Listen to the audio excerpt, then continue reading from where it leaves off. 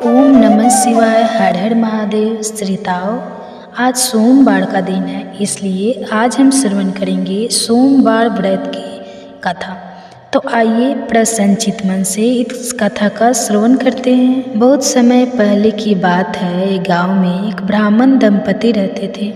उनके कोई संतान नहीं थे। वे भगवान शिव के परम भक्त थे और नियमित रूप से उनकी पूजा करते थे। एक दिन भगवान शिव उनके सामने प्रकट हुए और कहा, तुम्हें एक पुत्र रत्न की प्राप्ति होगी, लेकिन वह केवल 12 वर्षों तक ही जीवित रहेगा।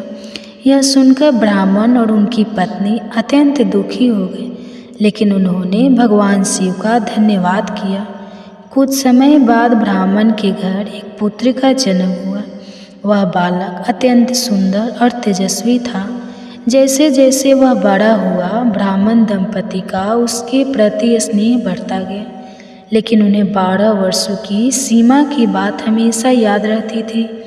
जब बालक 11 वर्ष का हुआ तो ब्राह्मण ने उसे काशी भेजने का निर्णय लिया, ताकि वह वहाँ विद्या अध्ययन कर सके। यात्रा के दौरान ब्राह्मण ने बालक के साथ कुछ दास भेजे और कहा कि वे बालक का हर परिस्थिति में ध्यान रखें।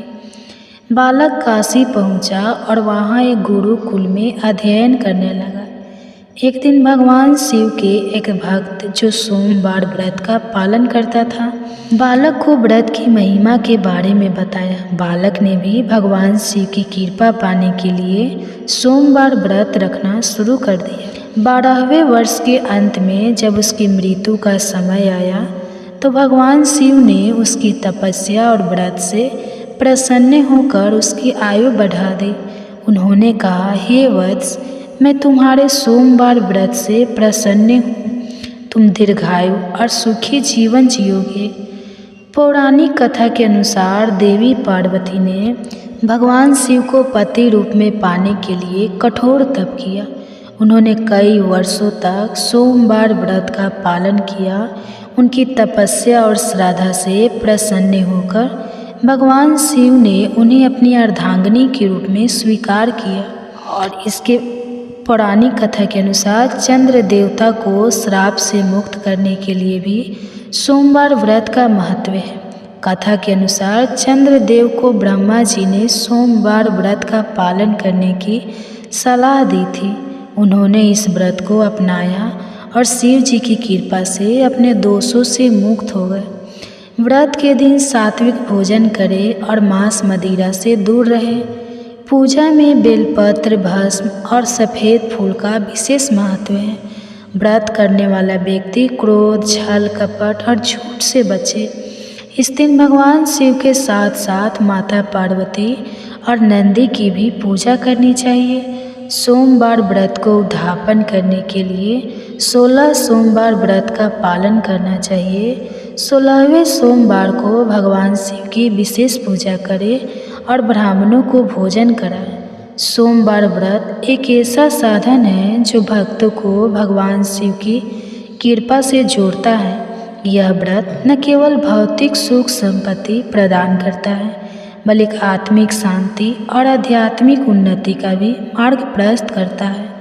सोमवार व्रत की कथा हमें सिखाती है कि भगवान शिव अपने छोटे भक्तों की छोटी से छोटी प्रार्थना को भी सुनते हैं और उन्हें उन्हें के कर्मों के अनुसार फल प्रदान करते हैं। यदि आप भी भगवान शिव की कृपा प्राप्त करना चाहते हैं तो नियमित रूप से सोमवार व्रत का पालन करें और उनके प्रति अपनी श्रद्धा व्यक्त करें। सोमवार व्रत को भगवान शिव और देवी पार्वती की कृपा प्राप्त करने का एक प्रमुख साधन माना गया है। यह व्रत विशेष रूप से उनके लिए लाभकारी होता है जो सुख, शांति, संतान प्राप्ति, वैवाहिक जीवन में आनंद और आर्थिक उन्नति की कामना रखते हैं। इस व्रत के नियमों और कथा का पालन करने से भगवान शिव अपने भक्तों की सभी इच्छाओं को पूर्ण करते हैं। सोमवार का दिन भगवान शिव को समर्पित है। पौराणिक मान्यताओं के अनुसार सोमवार व्रत करने से भगवान शिव प्रसन्न होते हैं और भक्तों की सभी मनोकामनाएं पूर्ण करते हैं। यह व्रत उन कन्याओं के लिए विशेष फलदायक होता है जो अच्छे जीवन साथी की इच्छा रखती है। विवाहित महिला इसे अपने पति की दीर्घायु और परिवार की सुख शांति के लिए करती है। सोमवार व्रत रखने के लिए व्यक्ति को सुबह जल्दी उठकर स्नान करना चाहिए और स्वच्छ वस्त्र धारण करना चाहिए। भगवान शिव का अभिषेक दूध, दही, शहद, गंगा जल और बेलपत्र से करें। पूजा में धूप, दीप, नैवेद्य और विशेष रूप से शिवलिंग पर बेलपत्र चढ़ाएं। पूजा के दौरान भगवान शिव और माता पार्वती के मंत्रों का जाप करें, जैसे ओम नमः शिवाय, ओम नमः शिवाय का जाप करें। पूजा समाप्त होने के बाद व्रत की कथा सुने और दिन भर व्रत रखें। यह व्रत निर्जला, फलाहार या केवल जल ग्रहण करके किया जा सकता है। रात्रि में भगवान शिव की आरती करके प्रसाद ग्रहण। सोमवार व्रत का महत्व हिंदू धर्म में बहुत अधिक है, विशेष रूप से उन भक्तों के लिए जो भगवान शिव की पूजा में रुचि रखते हैं। यह व्रत विशेष रूप से उन महिलाओं के द्वारा किया जाता है जो अपने परिवार को सुख, शांति, संतान सुख और पति के लंबी उम्र की कामना करती है। सोमवार अमावस्या के दिन इस व्रत का महत्व और भी बढ़ जाता है। यह व्रत सोमवार को उपवास रखने और भगवान शिव के आशीर्वाद प्राप्त करने के लिए किया जाता है। सोमवार को भगवान शिव की पूजा का विशेष महत्व है, क्योंकि सोमवार चंद्रमा भगवान शिव का प्रिय ग्रह है। इसके अलावा सोमवार का दिन भगवान शिव से जुड़ा हुआ है और यह दिन उनके भक्तों के लिए खास होता है। कहते हैं कि इस दिन उपवास करने से व्यक्ति को मानसिक शांति, स्वास्थ्य, सुख और समृद्धि प्राप्त होती है। सोमवार व्रत का अनुसरण करने से पापों का नाश होता है और भक्त की सभी इच्छाएं पूरी होती है। इसके अलावा इस दिन व्रत रखने से शिव जी की कृपा प्राप्त होती है, जिससे जीवन में सुख, समृद्धि और सुख शांति बनी रहती है। सोमवार की व्रत की कथा विभिन्न पुराणों और शास्त्रों में वर्णित है। एक प्रसिद्ध कथा इस प्रकार है। प्राचीन काल में एक नगर में एक ब्राह्मणी अपने पति के साथ रहती थी। उसका पति बहुत ही दीनहीन और निर्धन था और वह जीवन में किसी भी प्रकार की सुख शांति नहीं पा रहा था। ब्राह्मणी ने अपने पति की कड़ी मेहनत के बावजूद उसकी कोई सहायता नहीं की। एक दिन ब्राह्मणी ने भगवान शिव के व्रत को करने का निश्चय किया। उसने अपने पति से कहा, मैं सोमवती व्रत करूंगी ताकि हमें भगवान शिव की कृपा प्राप्त हो और हमारे जीवन में सुख और समृद्धि आए। ब्राह्मणी ने नियमित रूप से सोमवार को उपवास रखकर भगवान शिव की पूजा शुरू की। भगवान शिव की पूजा करते हुए उसने उन्हें भोग चढ़ाया, मंत्रों का उच्चारण किया और व्रत का पालन किया। कई महीनों तक उसने यही प्रक्रिया जारी रखी। उसकी श्रद्धा और विश्वास को देखकर भगवान शिव प्रसन्न हो गए। एक दिन भगवान शिव ब्राह्मणी के घर में प्रकट हुए और बोले, तुमने अपने पति के लिए तो जो व्रत किया वह बहुत ही पुण्यकारी है। तुम्हारी श्रद्धा और समर्पण को देखकर मैं तुम्हें आशीर्वाद देता हूँ। तुम्हारा पति अब समृद्धि और सुख की प्राप्ति करेगा। तुम्हारे घर में धन, ऐश्वर्य और शांति आएगी। भगवान शिव के आशीर्वाद से ब्राह्मणी का पति एक दिन राजा बना और उसके घर में सुख समृद्धि का वास हुआ। उसने अपनी पत्नी के व्रत की महिमा को समझा और भगवान शिव के प्रति श्रद्धा बढ़ाई। यह व्रत करने से ब्राह्मणी के घर में सारी समस्याएं समाप्त हो गई और उनका जीवन सुखमय हो गया। सोमवार व्रत करने से कई फायदे हैं। सोमवार व्रत करने से सारे पाप समाप्त हो जाते हैं और व्यक्ति को पुण्य की प्राप्ति होती है। यह व्रत मानसिक शांति और सुख प्रदान करता है। भगवान शिव के आशीर्वाद से मन शांत होता है और व्यक्ति की सोच सकारात्मक होती है। व्रत के द्वारा भगवान शिव की कृपा प्राप्त करने से व्यक्ति के जीवन में धन और संपत्ति आती है। जिन महिलाओं को संतान सुख की इच्छा होती है वे सोमवार व्रत करके शिव जी से संतान सुख प्राप्त करती हैं। सोमवती व्रत रखने से व्यक्ति को शारीरिक और मानसिक स्वास्थ्य लाभ प्राप्त होता है। व्रत रखने से परिवार में प्रेम और सुख बना रहता है। सबसे पहले सोमवार के दिन सूर्योदय से पहले उठकर स्नान करें और भगवान शिव का ध्यान करते हुए उपवास का संकल्प लें। व्रत के दिन भगवान शिव की पूजा करने के लिए शिवलिंग पर जल चढ़ाएं और बेलपत्र, अक्षत, चिवड़े और दूर्वा चढ़ाएं। पूजा में गंगा जल, दूध, शहद और चीनी का भी प्रयोग किया जाता है। पूजा करते समय ओम नमः शिवाय मंत्र का जाप करें।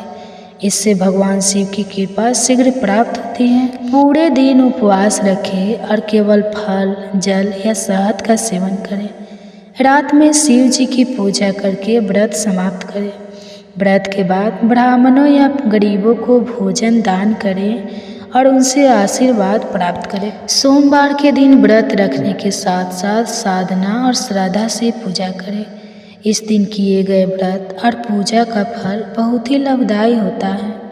सोमवार व्रत एक अत्यंत प्रभावशाली व्रत है जिसे श्रद्धा और विश्वास के साथ करने पर व्यक्ति की सभी मनोकामनाएं पूरी होती हैं। इस व्रत का पालन करने से भगवान शिव की असीम कृपा प्राप्त होती है और जीवन में सुख, शांति और समृद्धि का वास होता है। इस व्रत का महत्व विशेष रूप से महिलाओं के लिए अधिक है क्योंकि वे अपने परिवार की सुख, शांति और संतान सुख की कामना करती है। सोमवार व्रत कथा और इसका अनुसरण करने से जीवन में कई प्रकार के सुख और समृद्धि के द्वार खुलते हैं। यदि इस व्रत को श्रद्धा और पूरे निष्ठा से किया जाए तो भगवान शिव की कृपा जीवन में निश्चित रूप से होती है। तो ये कथा आपको कैसी लगी? सोमवार व्रत की कथा हमें कमेंट्स करके ज़रूर बताएं। आप सुनिए भगवान शिव की आरती और चालीसा। अनीस के प्रेम से जुड़ी एक कहानी सुनिए। भगवान श्री कृष्ण और राधा जी के प्रेम के बारे में भला कौन नहीं जानता है। कहते हैं कि श्री कृष्ण और राधा जी का विवाह नहीं हो पाया था, लेकिन दोनों में इतना अटूट प्रेम था कि आज भी दोनों का नाम एक साथ लिया जाता है। श्री कृष्ण का राधा जी के लिए प्रेम और राधा जी का श्री कृष्ण के लिए समर्पण देखते ही बनता था। शायद इसलिए आपने आप को सबसे बड़ा भक्त कहने वाले वह भी नारद जी को भी श्री राधा जी से जलन होने लगी थी। यह बात श्री कृष्ण अच्छी तरह से जानते थे। एक दिन राधा जी के बारे में बात करने के लिए नारद जी श्री कृष्ण के पास आए। यह बात भगवान श्री कृष्ण को पता चल गई थी। जैसे ही नारद मुनि वहां पहुँचे तो श्री कृष्ण देखकर अपना सिर पकड़कर बैठ गए। नारद मुनि ने बहुत ही आदर के साथ श्री कृष्ण से पूछा, क्या हुआ प्रभु, आप ऐसे अपना सिर को पकड़कर क्यों बैठे हुए हैं? तब श्री कृष्ण कहने लगे, हे नारद जी, मेरा सिर दर्द कर रहा है। नारद मुनि ने पूछा, प्रभु इसको दूर करने का उपाय क्या है, बताइए। तब श्री कृष्ण कहने लगे कि अगर मैं अपने सबसे बड़े भक्त का चरणामृत पी लूँ तो मेरा सिर दर्द ठीक हो सकता है। अब नारद जी सोचने लगे कि सबसे बड़ा भक्त तो मैं ही हूँ, लेकिन अगर मैं अपना चरण अमृत भगवान को दूंगा तो मुझे तो नरक में जाने जितना पाप लगेगा। मैं प्रभु को अपना चरणामृत नहीं दे सकता। कुछ देर सोचने के बाद उनके मन में राधा जी का विचार आया और सोचने लगे कि लोग राधा जी को भी तो श्री कृष्ण का सबसे बड़ा भक्त मानते हैं, इसलिए क्यों ना उनके पास जाकर पूछा जाए।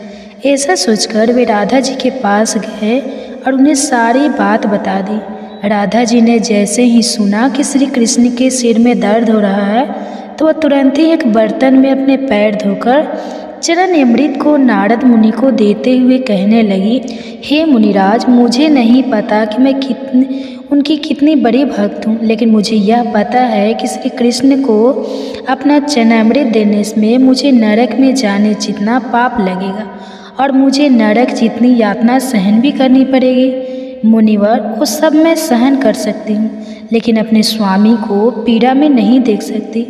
आप यह चरणामृत ले जाकर उन्हें दे दीजिए।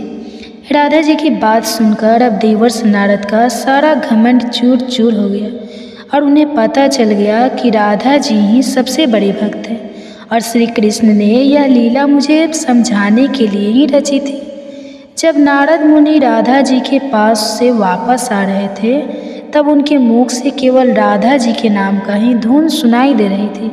तब वह श्री कृष्ण के पास पहुँचे। तब देखा कि श्री कृष्ण तो उन्हें देखकर केवल मुस्कुराए जा रहे हैं और नारद मुनि ने भी सारी बात को समझकर उन्हें प्रणाम करते हुए कहा, राधे राधे। आप सुनिए भगवान विष्णु के नर और नारायण अवतार की कथा। भगवान ब्रह्मा जी के पुत्र धर्म की पत्नी रुचि के माध्यम से श्री हरि विष्णु ने नर और नारायण नाम के 2 ऋषियों के रूप में अवतार लिया। जन्म लेते ही वे बद्री वन में तपस्या करने के लिए चले गए। उसी बद्री वन में आज बद्री का आश्रम बना हुआ है। वहीं पर नर और नारायण नामक 2 पहाड़ हैं। वहीं पास में केदारनाथ का पवित्र शिवलिंग है, जिसे नर और नारायण ने ही मिलकर स्थापित किया था। नर और नारायण की तपस्या से ही संसार में सुख और शांति का विस्तार हुआ। आज भी केदारनाथ और बद्रिकाश्रम में भगवान नर नारायण निरंतर तपस्या में नित रहते हैं। उन्होंने ही द्वापर में श्री कृष्ण और अर्जुन के रूप में अवतार लेकर लीला रची थी। एक बार नर और नारायण भगवान की तपस्या को देखकर देवराज इंद्र ने सोचा कि यह तप के द्वारा मेरा इंद्रासन छीनना चाहते हैं। ऐसा सोचकर इंद्र ने उनकी तपस्या को भंग करने के लिए कामदेव, वसंत और अप्सराओं को भेजा। उन्होंने जाकर भगवान नर नारायण को अपनी तरह तरह की कलाओं के द्वारा तपस्या भंग करने का प्रयास किया, किंतु उनके ऊपर कामदेव और उनके सहयोगियों का कोई भी प्रभाव नहीं हुआ। कामदेव, बसंत और अप्सराएं सांप के भय से थर थर कांपने लगे। तब उनकी यह दशा देखकर भगवान नर और नारायण ने कहा, तुम लोग डरो मत, हम प्रेम और प्रसन्नता से तुम लोगों का स्वागत करते हैं। भगवान नर और नारायण की अभय देने वाली वाणी को सुनकर काम अपने सहयोगी के साथ अत्यंत लज्जित हुआ। उसने भगवान नर और नारायण की स्तुति करते हुए कहा, प्रभु आप निर्विकार परम तत्व हैं। बड़े बड़े आत्मा ज्ञानी पुरुष आपके चरण कमलों की सेवा के प्रभाव से काम विजय हो जाते हैं। हम हमारे ऊपर आप सदैव अपनी कृपा दृष्टि बनाए रखें, हमारी आपसे यही प्रार्थना है। आप देवाधिदेव श्री विष्णु हैं, आपको हमारा बारंबार प्रणाम है। कामदेव की स्तुति सुनकर भगवान नर नारायण प्रसन्न हुए और उन्होंने अपनी योग माया के द्वारा एक अद्भुत लीला दिखाई। सभी लोगों ने देखा कि सुंदर सुंदर नारियां नर और नारायण भगवान की सेवा में लीन है। नर नारायण भगवान ने कहा कि तुम इन स्त्रियों में से किसी एक को मांगकर स्वर्ग में ले जा सकते हो, वह स्वर्ग के लिए भूषण स्वरूप होगी। उनकी आज्ञा मानकर कामदेव ने अप्सराओं में सर्वश्रेष्ठ अप्सरा उर्वशी को लेकर स्वर्ग के लिए प्रस्थान किया। उसने फिर देव सभा में जाकर भगवान नर और नारायण की अतुलित महिमा के बारे में सबसे कहा, जिसे सुनकर देवराज इंद्र आश्चर्यचकित और भयभीत हो गए। देवराज को श्री नर और नारायण के प्रति अपनी दुर्भावना और अपनी दुष्कृतम में श्री विष्णु भगवान के विग्रह रूप की स्थापना की थी। केदारेश्वर ज्योतिर्लिंग की उत्पत्ति की कथा शिव पुराण में तब आती है जब नर नारायण शिव की आराधना कर रहे होते हैं। भगवान शिव की प्रार्थना करते हुए दोनों कहते हैं कि हे शिव, आप हमारी पूजा ग्रहण करें। नर और नारायण की पूजा आग्रह पर भगवान शिव स्वयं उस पार्थिव लिंग में आते हैं। इस तरह पार्थिव लिंग के पूजन में समय गुजरता जाता है। एक दिन भगवान शिव प्रसन्न होते हैं और नर और नारायण के सामने प्रकट होकर कहते हैं कि वे उनकी आराधना से अत्यंत प्रसन्न हैं, इसलिए वर मांगे। तब नर और नारायण कहते हैं, हे प्रभु, अगर आप प्रसन्न हैं तो लोक कल्याण के लिए कुछ कीजिए। भगवान शिव कहते हैं कि कहो, क्या कहना चाहते हो। तब नर और नारायण ने कहा कि जिस पार्थिव लिंग में हमने आपकी पूजा की है, उस लिंग में आप स्वयं निवास कीजिए, ताकि आपके दर्शन मात्र से लोगों का कष्ट दूर हो सके। दोनों भाइयों ने अनुरोध पर भगवान शिव और अधिक प्रसन्न हो जाते हैं और केदारनाथ के इस तीर्थ में केदारनाथेश्वर ज्योतिर्लिंग के रूप में निवास करने लगते हैं। इस तरह केदारनाथेश्वर ज्योतिर्लिंग की उत्पत्ति होती है। महाभारत के अनुसार पाप से मुक्त होने के बाद केदारेश्वर में स्थित ज्योतिर्लिंग के आसपास मंदिर का निर्माण पांडवों ने अपने हाथ से किया था। बाद में इसका निर्माण दोबारा शंकराचार्य आदि ने करवाया था। इसके बाद राजा भोज ने यहाँ पर दिव्य मंदिर का निर्माण कराया था। यह थी अक्षय तृतीया के दिन सुनी जाने वाली भगवान नर और नारायण की कथा। आप सुनिए भागवत गीता का पाठ। हरे कृष्णा, राधे राधे। श्रोताओं, आज आप श्रवण करेंगे भागवत गीता पाठ का 7वां अध्याय। भागवत गीता पाठ के 7वें अध्याय में केशव प्राकृतिक और आत्मा के बारे में बड़े ही सहजमय तरीके से बताते हैं। ईश्वर की ही 2 प्राकृतिक निम्न और उच्चतर के बारे में भी बताते हैं। केशव कहते हैं कि मनुष्य के प्राकृतिक गुण ही उन्हें भ्रम में डाले रखते हैं। 4 प्रकार के भक्त ईश्वर के अतिरिक्त अन्य देवताओं की उपासना और ज्ञान का उद्देश्य क्या है, इन सब के बारे में विस्तार से बताते हैं। भगवान कहते हैं, पार्थ, अब यह सुन कि योग का अभ्यास करता हुआ अपने चित्त को मुझ पर लगाकर और मुझे ही अपना आश्रय मानकर पूरी तरह बिना संदेश तू मुझे कैसे जान पाएगा। यह सारा तत्व ज्ञान मैं तुझे विस्तार सहित बताऊंगा। यह सब जान लेने के बाद तुझे और कुछ जानने को बाकी नहीं रहेगा।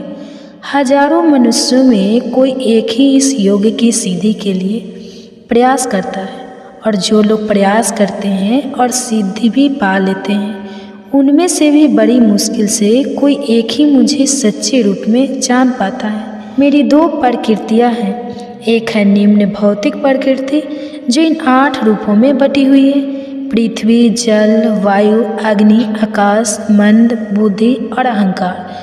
और दूसरी है मेरी उच्च सूक्ष्म प्रकृति जो ही जीव रूप आत्मा, जिससे यह सारा संसार धारण किया जाता है। इस बात को तो अच्छी तरह समझ ले कि सभी प्राणियों का जन्म इन दोनों प्रकृतियों के मेल से ही हुआ है, और मैं ही इस सारे संसार का मूल हूँ, और मैं ही इस संसार का विनाशी भी हूँ। ऐसी कोई भी वस्तु नहीं है जो मुझसे उच्चतर है, जो मुझसे ऊपर है। ऐसा कोई भी सत्य नहीं है जो मुझसे बड़ा हो। मैं ही वह सूत्र हूँ जिसमें सारा संसार पिरोया रहता है। जैसे माला के मोती धागे में पिरोए रहते हैं, वैसे ही सारा संसार मुझ में पिरोया हुआ है। मैं चंद्रमा और सूर्य में प्रकाश हूँ, वेदों में मैं ओम हूँ, आकाश में मैं शब्द हूँ, और पुरुषों में मैं पुरुष, और अग्नि में मैं तेज हूँ। सभी प्राणियों का मैं जीवन हूँ, सभी अस्तित्व में आई वस्तुओं का मैं सनातन बीज हूँ। बुद्धि मानो कि मैं बुद्धि हूँ, तेजस्वीन का मैं तेज हूँ।